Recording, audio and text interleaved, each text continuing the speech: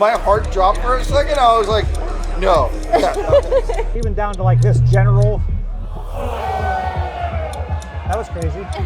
That's kind of fun. Yeah. I guess we were saying important things. There's a lot to see. It's really big. I think this is the biggest con I've been to so far. Scale. There you go. You would have gotten a pair, but I was like, if you didn't get a pair, I would have given you mine. Oh. You never give up on what you really want to do, because if you play your cards right, it comes around. Welcome to Zolocon, the toy convention where nostalgia meets artistic genius, and also where I make some questionable life choices. This isn't just your standard toy show filled with action figures and collectibles. No, Zolocon is where artists and independent toy makers take center stage. And because one video wouldn't be enough to cover all of the awesomeness, we're making this a two-parter. Today, part one. We're diving deep into the world of toy-inspired artistry. Tattoos, custom sneakers, fake magazine covers. It's like walking through a pop culture fever dream. And I'm here for it. We're gonna get tattooed today. By this guy. Naturally, the best way to start out a toy convention is with permanent ink, right? Kim is up first. She's been planning this Candy Hearts tattoo for a while now. She hasn't shut up about it, and today's the day. It's going to happen. She's getting it done. Cute. Yeah, I like it. And you want to put milk in there, right? Yeah. How you feeling? I'm fine, thank you. I'm feeling good. She's all calm and collected. Meanwhile, I'm over here sweating bullets like a vintage toy collector at a flea market with no price tags. All good. How you doing? Me? Yeah. Oh, I'm good. I'm fine. I wasn't sure if you were asking me this time. I was like, I'm not going to use this same joke twice.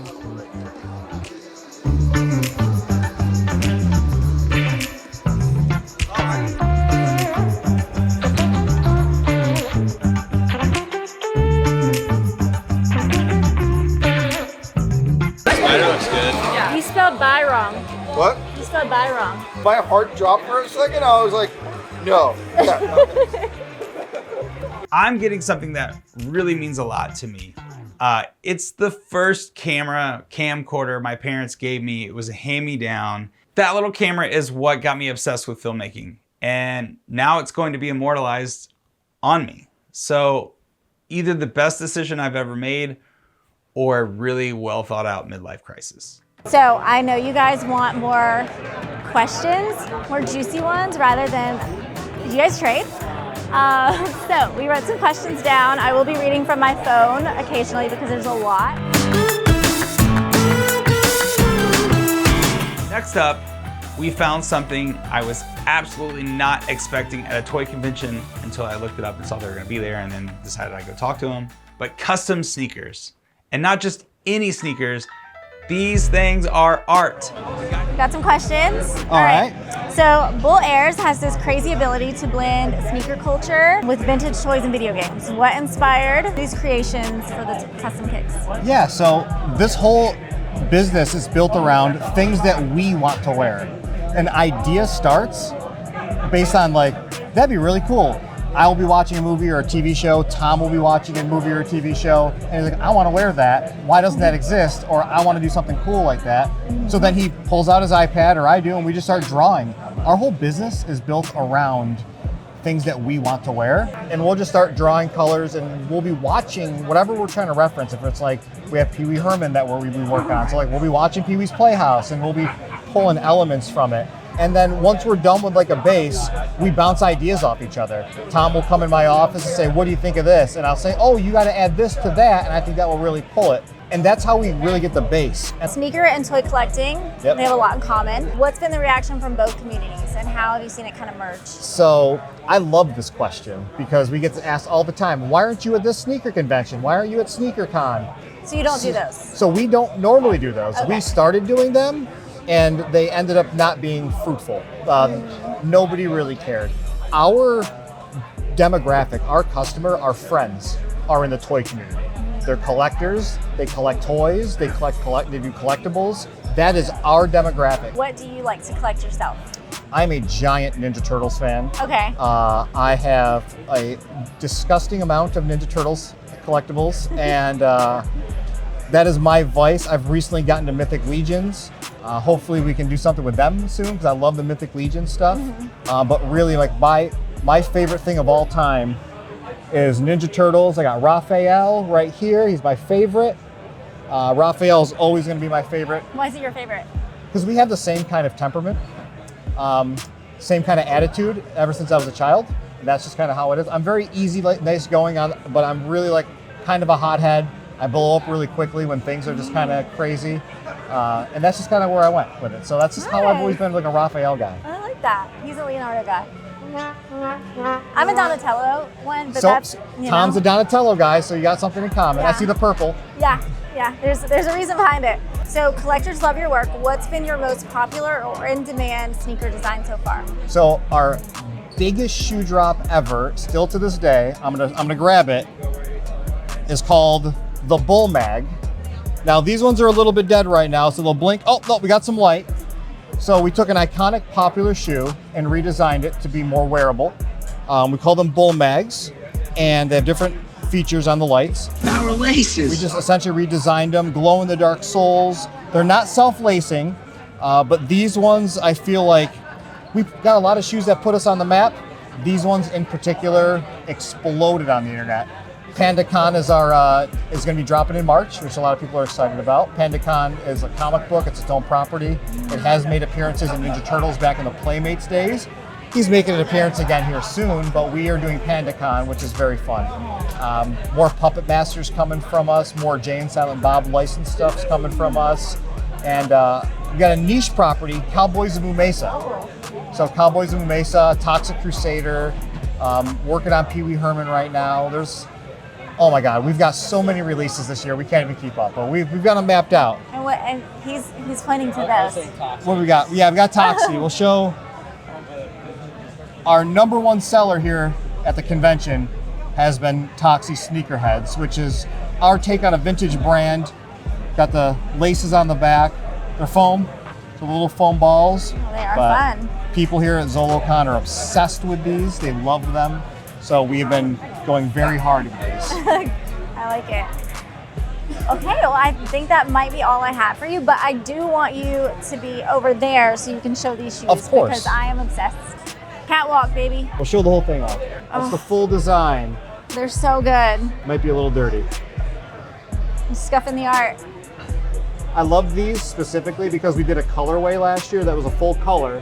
And then I don't like colorful shoes personally. I'm a black on black, black and white. So I wanted to go with a grayscale version of it.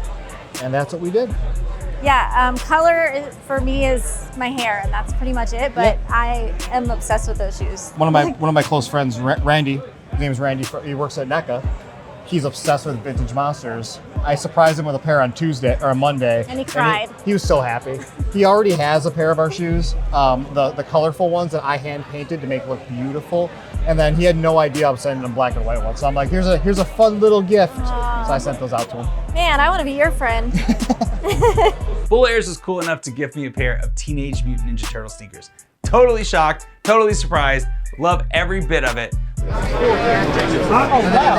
They're awesome. Oh, you're being a show off. You're being a big show off. These are the coolest things to ever go on my feet. And they are now my new toy convention shoes. If you see me at a toy convention, I'll be wearing them. There's a lot to see. It's really big. I think this is the biggest con I've been to so far. Maybe? Ever wondered what it would look like if Batman had a GQ cover? Or if Spider-Man made the front page of Time? Well, turns out there's an artist out there making that happen. And the results? Ridiculously cool. Do you want to talk on camera about your stuff? Yeah, I would love to. Yeah. Hey everybody, my name is Jeff Lonette. I'm coming from Northern Virginia, and I'm excited to be at this show, Zolocon, today. I've been coming to cons for, I don't know, about 12 years now. I was at an antique store with my wife, I don't know, 12 years ago, and I saw a box of old magazines like Popular Mechanics and Popular Science, and thought that the art style was really cool. I really like Art Deco and things like that, so I thought I'd make superhero versions of those, and that's what I do. I'm up to like 260 prints now, and I get to come to shows and talk to people. Love talking to kids about their artwork and coming up here and selling my stuff too, so exciting to be here, and looking forward to sharing my stuff. Fake magazine covers featuring iconic characters, superheroes, designed so well they actually look like something you'd find in a waiting room. Except you actually want to read them. Artistically, I really am a huge X-Men fan. One of the things I do with these is giant size X-Men came out in October of '75. So all these articles are things that happen in the comic, but from the perspective of the public, a lot of research, even down to like this general.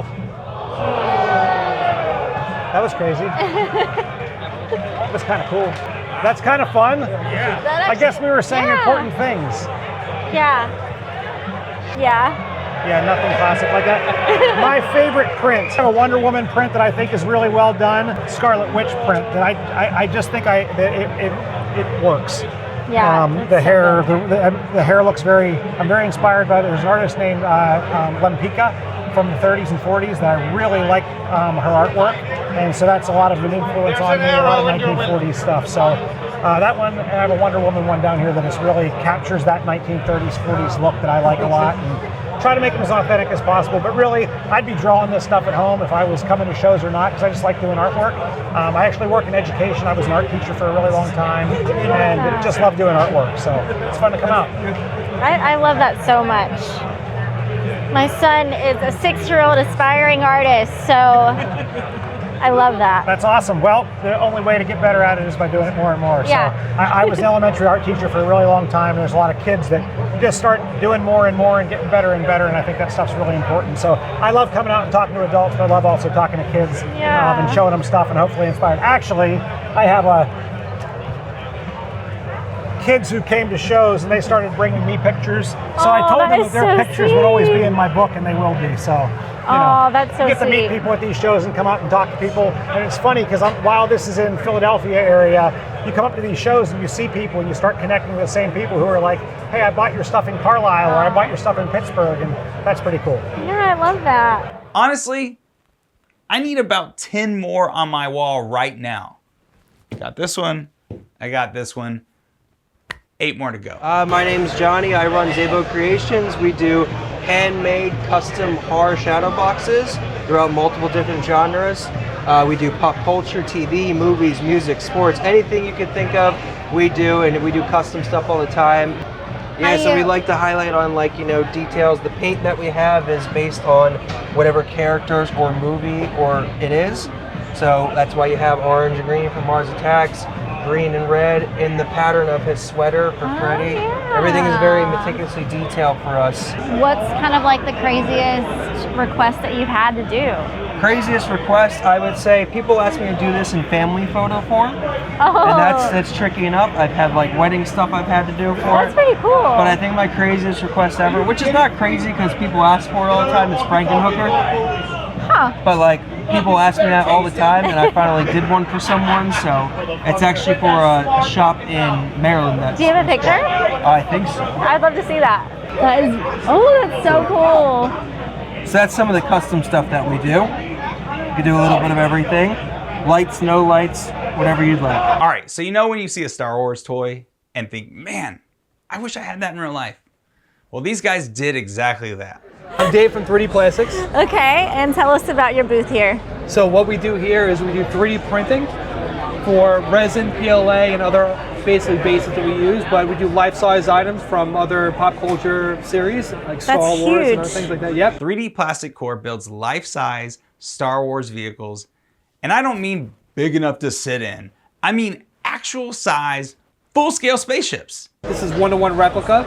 We also, not only do we build it and piece it together, we hand paint it, airbrush, we run electric through it, reinforce it with metal and other items like that. We have pit droids, rat catchers, Toto.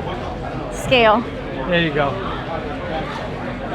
It also has metal reinforcements to hold it up and ran electric through it so it lights up. The way it comes through the door, it comes through in about 3 boxes. Oh, okay. When it gets here, we then put it together. We also make house calls, so we go to people's houses and we will actually build it in your house for you. Okay, so someone buys it here, you're gonna disassemble it and... Correct. Gotcha. And to end the day, I found out I'm not the only one who got obsessed with the Bull Airs TMNT sneakers. Because of course, Bobby Valla of Valaverse also snagged a pair. So I said either a 9 or a 10. I gave him 150 because I said, well, I figured you would have gotten a pair, but I was like, if you didn't get a pair, I would have given you mine. Oh. But I was like, well, I want a pair. Yeah. So I'm glad you got a pair. Because what size are you? 12, but these are 12 and a half, but these are actually like really, really comfortable. Damn, there's pepperoni on the soles. I know. What? Oh, I got a 12? That's like Oh, I got a 12. That's why they're You so got 12. comfortable. All right. Yeah. Yeah, because I got a 10. Because I wear like a 9.5. Yeah. But I got a 10. Yeah. But you know what sucks? Rodney got the ones with the eyes. Oh, yeah, yeah. And I was like, oh, they don't have the eyes? Yeah. So I want to like ask him if You he's got Leo the eyes. too. I got Mikey. Yours didn't come with all of them? Oh, maybe Yeah, it's they there. comes with all of them. Oh! Yeah, because mine were Mikey and I changed it to Leo. I didn't know you're supposed to wear like collector shoes like this. You're not. But I told him, I was like, people are gonna hate me because I'm gonna wear them and I'm gonna wear them out. These are so comfortable. They are. Like, I'm like, ooh, this is. Ooh. I thought the kids don't one strap it. Don't they leave it open? Yeah. But are you a kid? And then we can hold hands. I can't do that, bud.